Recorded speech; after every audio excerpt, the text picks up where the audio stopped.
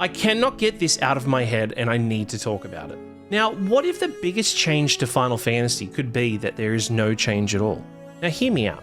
A few weeks ago, I was listening to the State of the Arc podcast. It's this podcast that breaks down techniques in storytelling, themes, history, and all the cool stuff in games like Nier, Mass Effect, Metal Gear, and of course, Final Fantasy.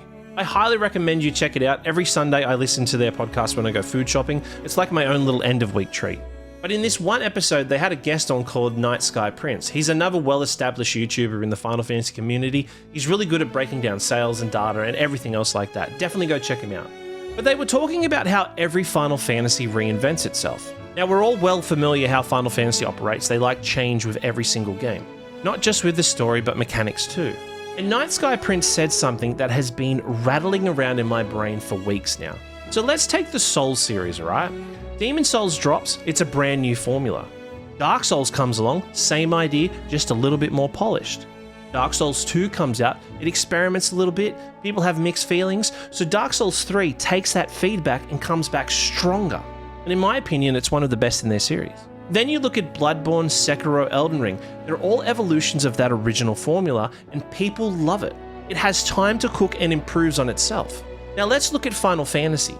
Square Enix makes a game, pours their heart and soul into it, and you get positive and negative feedback.